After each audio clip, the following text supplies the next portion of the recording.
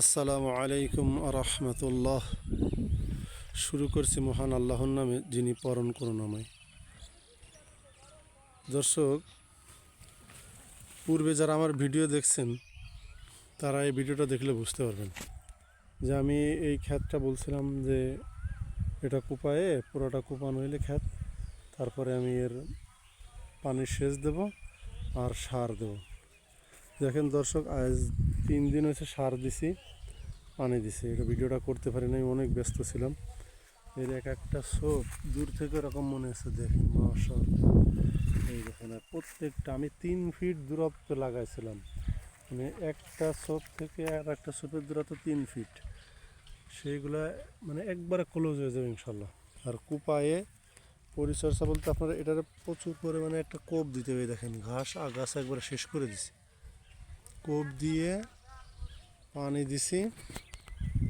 আল্লাহর অশেষ মেহেরবানি, আমি শতাংশে 1 কেজি করে ড্রাই অ্যামোনিয়াম ফসফেট, যেটা ডিএপি বলে আমাদের বাংলাদেশের ডিএপি, ওটা মরক্কো থেকে আসে, আমি ওই ড্যাপটা দিছি। দেখেন আল্লাহ যদি রহমত করে, এটা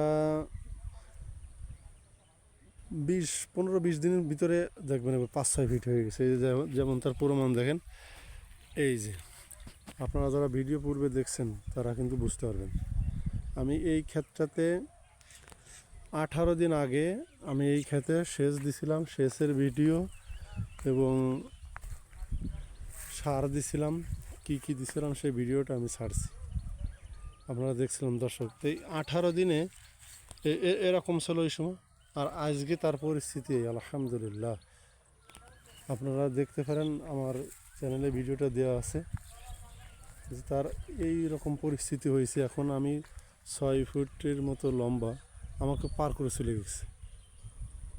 কিন্তু তারপরও যদি এর সময় মতো সার দেওয়া হতো, মাশাল্লাহ, এর এক একটা সোপই আমার এখানে যে ঘাসের দাম, এক একটা সোপের দাম 30 টাকা, হয়তো দুইটা মিলে 50 টাকা এসে যাবে ইনশাল্লাহ। তো কোনোটা ছোটো বড়ো আছে, হ্যাঁ, এরকমই।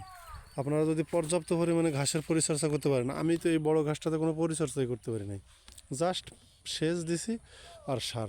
কিন্তু এই ঘাসটাতে আমি পরিচর্যা করতেছি, ইনশাল্লাহ আশানুরূপ যে ফল ইনশাল্লাহ আমি পাবো। ঠিক আছে, আপনারা আমার সাথে থাকবেন, দেখবেন। আল্লাহ যদি চাই এইখানে পর্যাপ্ত ফলন হবে, আশা করি আল্লাহ ভরসা। আপনারা সবাই দোয়া করবেন দর্শক আমার জন্য। বিপদ আপদ আমার চারিদিকে আছে, আমি সবার কাছে দোয়া চাই, সবাই আমার পাশে থাকবেন।